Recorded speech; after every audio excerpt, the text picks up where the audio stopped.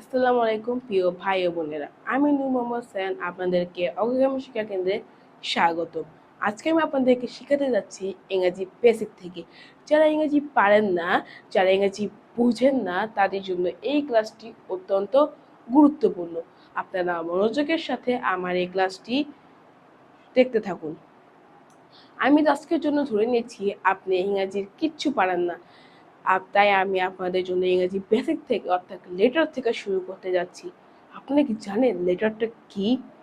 লেটারগুলো হচ্ছে A, B, C, D, E, F, G, H, I, J, K, L, M, N, O, P, Q, R, S, T, U, V, W, X, Y, Z. এই যে আমি 26টা অক্ষর লিখেছি, এই 26টা অক্ষরগুলোর মধ্যে প্রত্যেকটি হচ্ছে একটি করে লেটার। অর্থাৎ এ একটা লেটার, বি একটা লেটার, সি একটা লেটার, এইভাবে প্রত্যেকটা হচ্ছে একটা একটা করে লেটার। এইবার এই যে 26টা লেটার বা 26টা অক্ষর রয়েছে, এই 26টা লেটার বা অক্ষরকে আমরা প্রত্যেকটিকে বলি একটা করে লেটার।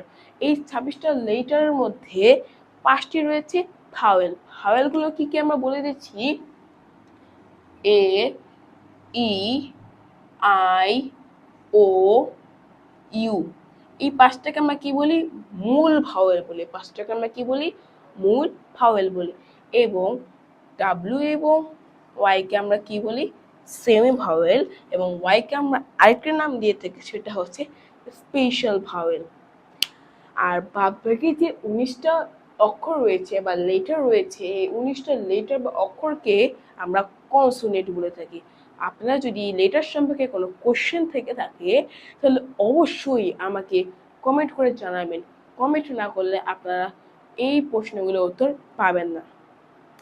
এবার আপনারা তো লেটার বুঝেছেন, এবার চলুন আমরা যাই ওয়ার্ডের দিকে। What is word? ওয়ার্ডটা কি? মনে রাখবেন, দুই বা ততোধিক লেটার যুক্ত হয়ে যখন সুন্দর একটি অর্থ প্রকাশ করে, তখন তাকে আমরা ওয়ার্ড বলি। মনে রাখতে হবে, সুন্দর একটি অর্থ প্রকাশ করতে হবে, তা না হলে সেটাকে আমরা ওয়ার্ড বলতে পারবো না। যেমন আমি যদি দিই এখন পেন, অর্থ কিন্তু কলম, এটা কিন্তু এটা কিন্তু কলম।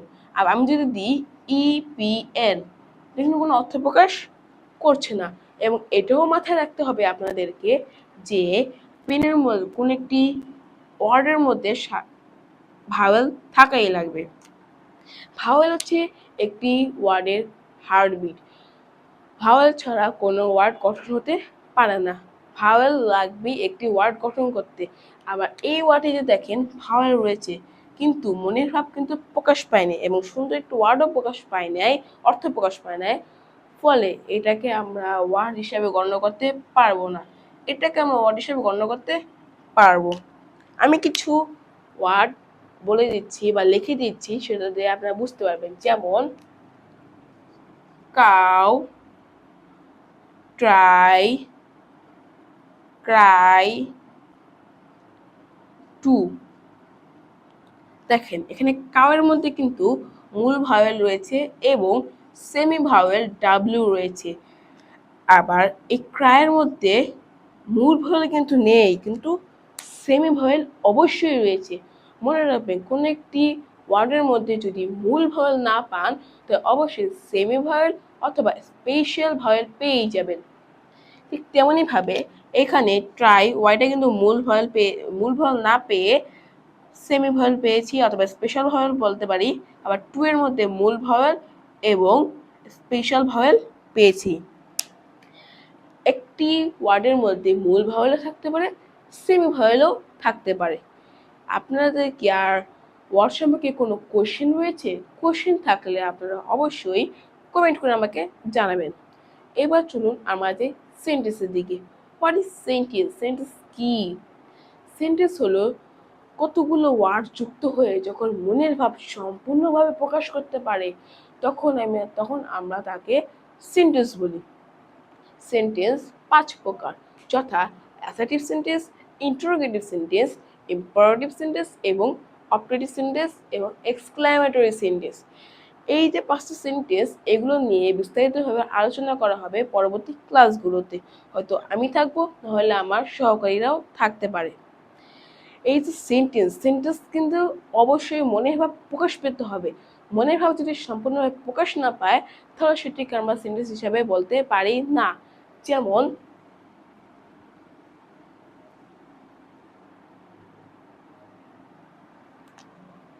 হি প্লে ফুটবল। সে কি খেলে? সে ফুটবল খেলে। এখানে কিন্তু একটা অর্থ প্রকাশ পেয়েছে। কিন্তু যদি আমি লিখি হি প্লে, এখানে কিন্তু অর্থ প্রকাশ পায়নি। হি প্লে, সে খেলে। সে কি খেলে? সে ফুটবল খেলে, সে ক্রিকেট খেলে, নাকি সে হাডুডু খেলে? সে কি খেলে? অর্থ কিন্তু প্রকাশ পায়নি, এখানে কোশ্চেন থেকে গিয়েছে। তাই এটিকে আমরা সেন্টেন্স হিসেবে বলতে পারবো না, কিন্তু এটিকে আমরা সেন্টেন্স হিসেবে বলতে পারবো। মনে রাখতে, আপনারা যদি ইংরেজি পড়তে চান, ইংরেজি শিখতে চান, ইংরেজি বুঝতে চান, তাহলে আপনাদেরকে ইংরেজি মূলধন ক্যাপিটাল শিখতে হবে। ইংরেজি ক্যাপিটালটা কি? বস, ইংরেজি ক্যাপিটালটা হচ্ছে ভোকাবুলারি এবং কনজুগেশন অফ ভার্ব। এখন বস, ভোকাবুলারিটা কি? ভোকাবুলারি হচ্ছে শব্দার্থ। আমরা নাউন, ভার্ব, অ্যাডভার্ব, অ্যাডজেক্টিভ, এগুলোকে আমরা ভোকাবুলারি বলে থাকি। এগুলো যদি আমরা পারি, তাহলে ভোকাবুলারি আমরা অতি সহজেই পেরে যাব। এই যে আমি বললাম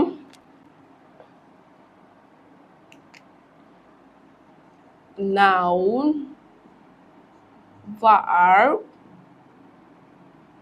অ্যাডভার্ব,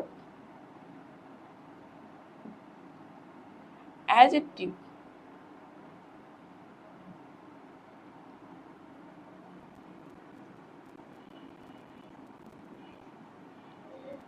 অ্যাডজেক্টিভ, এই চারটা শব্দ, এই চারটা শব্দকে বলা হয় ডেরিভেটিভস। অর্থাৎ একটি শব্দ ধরে নিয়ে আমরা অ্যাটেনশন,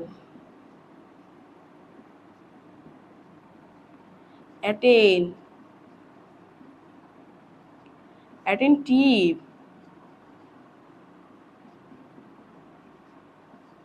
অ্যাটেনটিভলি,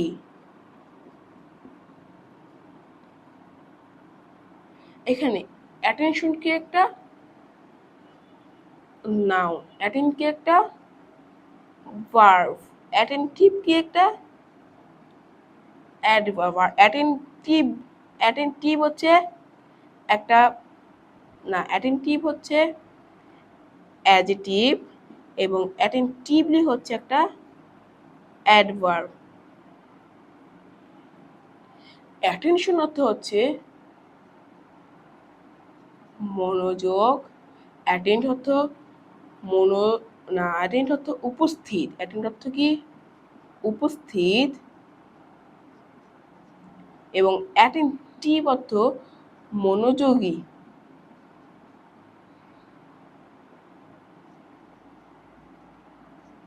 অ্যাটেন্টিভলি অর্থ মনোযোগের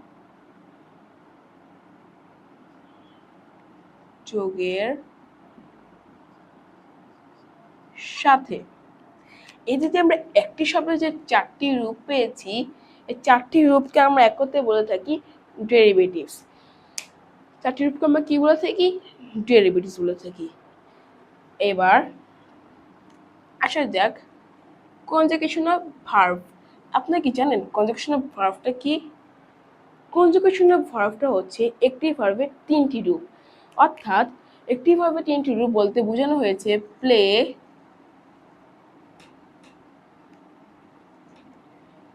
প্লেড, প্লেড, আবার টু, ডিড, ডান। এই যে আমরা একটি শব্দের বা একটি ভার্বের তিনটা রূপ পেয়েছি, এই তিনটা রূপকে আমরা বলে থাকি, এই তিনটা রূপকে আমরা কি বলে থাকি? কনজুগেশন অফ ভার্ব বলে থাকি। আপনারা কি জানেন একটি সেন্টেন্সের বেসিক স্ট্রাকচারটা কি? একটি সেন্টেন্সের বেসিক স্ট্রাকচার হলো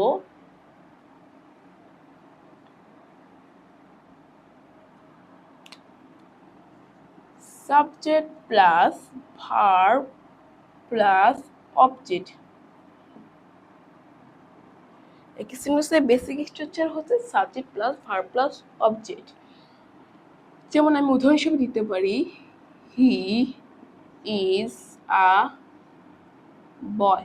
এখানে হি একটা সাবজেক্ট, ভার্ব হচ্ছে ইজ এবং অবজেক্ট হচ্ছে আ বয়। হি ইজ আ বয়, সে একটা বালক। এখানে হি সাবজেক্ট, ইজ ভার্ব এবং আ বয় অবজেক্ট। মনে রাখবেন, আমরা যখন কি সেন্টেন্সের দিকে তাকাবো তখন অবশ্যই আমাকে সেন্টেন্সের ভার্বের দিকে তাকাতে হবে, কারণ ভার্ব হচ্ছে একটি সেন্টেন্সের মূল উপাদান। এই জন্য বলা হয় verb is called the heartbeat of a sentence. একটি সেন্টেন্সের হার্টবিট কি? একটি সেন্টেন্সের হার্টবিট হচ্ছে ভার্ব। ভাওয়াল যেমন ওয়ার্ডের হার্টবিট, তেমনি ভার্ব হচ্ছে সেন্টেন্সের হার্টবিট। ভার্ব ছাড়া কোনো সেন্টেন্স গঠন করা সম্ভব নয়। কোনো না কোনো সেন্টেন্সের মধ্যে আপনি দেখবেন ভার্ব অবশ্যই থাকবে।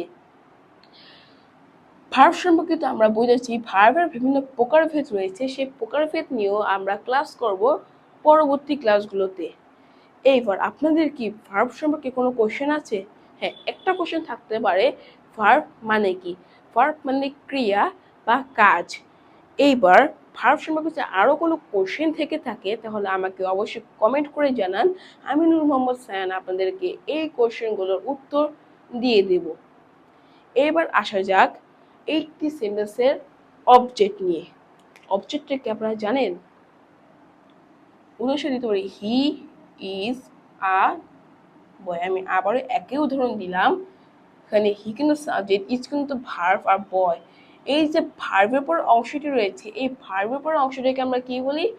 অবজেক্ট বলে থাকি। ভার্বের পর অংশটাকে আমরা কি বলে থাকি? অবজেক্ট বলে থাকি।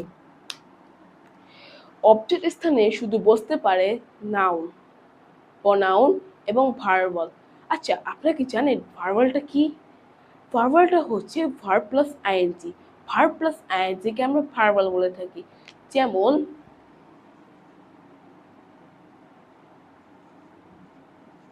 গোয়িং, প্লেইং,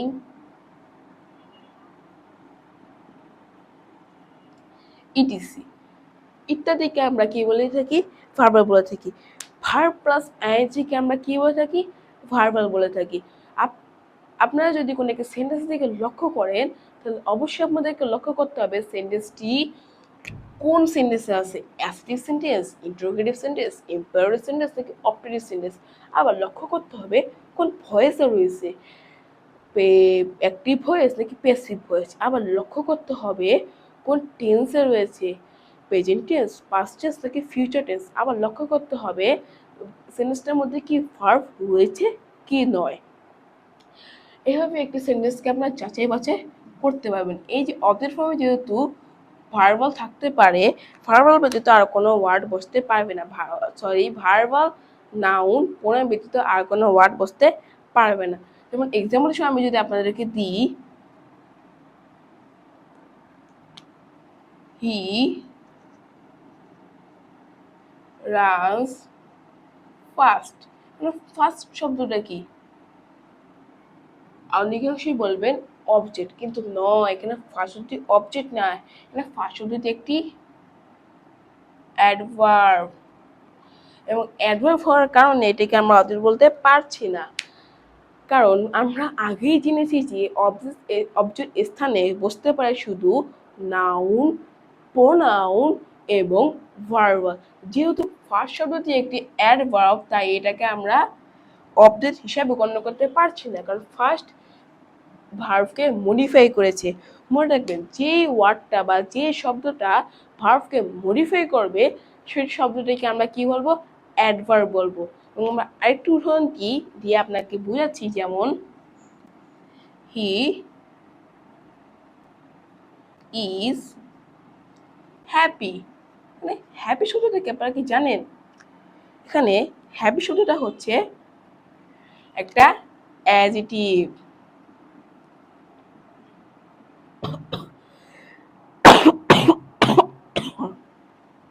মানে হ্যাপি শব্দটা কি একটা অ্যাডজেটিভ। তো হ্যাপিটাকে আমরা কি বলতে পারবো না, অবজেক্ট বলতে পারবো না। তাই আপনারা তো অবশ্যই বুঝেছেন যে অবজেক্টের স্থানে শুধু নাউন, প্রোনাউন এবং ভার্বাল ব্যতীত আর কেউ বসতে পারবে না। ভার্বাল সম্পর্কিত যদি আরো কোনো কোশ্চেন থেকে থাকে আমাকে অবশ্যই বলবেন।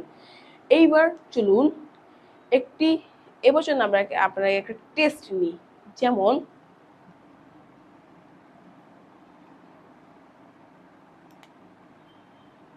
আই লাইক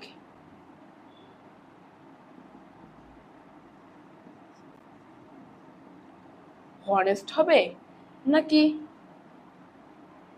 হনেস্টি হবে? আবার আই লাইক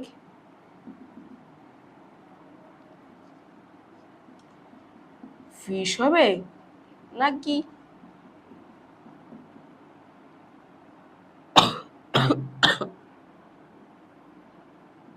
নাকি ফিশিং হবে?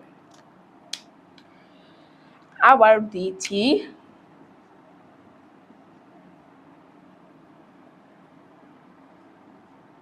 হি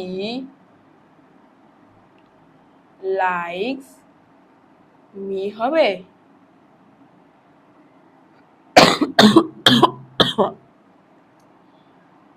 হি লাইকস মি হবে নাকি আই হবে? এইবার প্রথম সেন্টেন্সে কি হবে, হনেস্ট হবে নাকি হনেস্টি হবে? অধিকাংশ মানুষের মতামত বলবে হনেস্ট হবে, কিন্তু এখানে উত্তরটি হবে হনেস্টি। কেন এখানে হনেস্ট হলো না এবং হনেস্টি কেন হলো, এই জন্য আমরা এই কারণে আমরা বলছি যে হনেস্ট অর্থ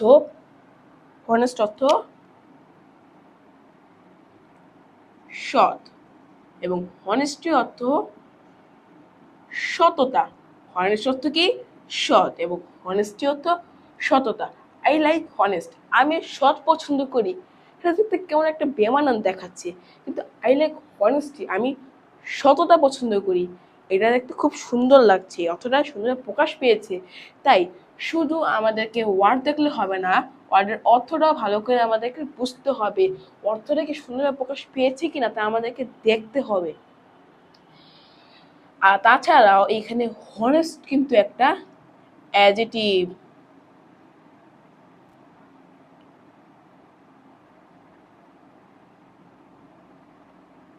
এখানে হনেস্ট কিন্তু একটা অ্যাডজেটিভ এবং আমরা জানি অবজেক্টের স্থানে অ্যাডজেটিভ অ্যাডভার্ব বসতে পারে না। অ্যাডজেটিভ এই অবজেক্টের স্থানে শুধু বসতে পারে নাউন, প্রোনাউন এবং ভার্ব। যেহেতু হনেস্ট একটা অ্যাডজেটিভ তাই এটি অবজেক্ট হিসেবে বসতে পারবে না, বসতে পারবে কে, হনেস্টি। হনেস্টিও একটা সততা, তাই এটা বসতে পারবে। এবার আসলে দ্বিতীয় সেন্টেন্সে কি বলছে, আই লাইক ফিশ হবে নাকি লাইক ফিশিং হবে? এখানে উত্তরটি হবে আই লাইক ফিশিং। কেন এখানে আই লাইক ফিশ হলো না, কেন এখানে আই লাইক ফিশিং হলো? কারণ আমরা প্রথমেই বলেছি ভার্ব প্লাস আইএনজি কে আমরা কি বলে থাকি, ভার্বাল বলে থাকি। এখানে ভার্ব ফিশ প্লাস আইএনজি রয়েছে, এই ফিশ প্লাস আইএনজি কে আমরা কি বলে থাকি, ভার্বাল বলে থাকি, বা ভার্ব প্লাস আইএনজি কে আমরা কি বলে থাকি, ভার্বাল বলে থাকি, বলে এখানে কি হবে, ফিশিং হবে। কিন্তু এখানে ফিশ হলো না কেন? ফিশ একটা ভার্ব, ফিশ ক্ষেত্র বিশেষে ভার্ব, আবার ক্ষেত্র বিশেষে নাউনও হয়, কিন্তু এখানে ক্ষেত্র বিশেষে ফিশ ভার্ব হওয়ার কারণে এখানে আমরা ফিশ বসাতে পারছি না, এখানে আমরা ফিশিং বসাতে পারছি। আবার যদি আমি লিখি আই লাইক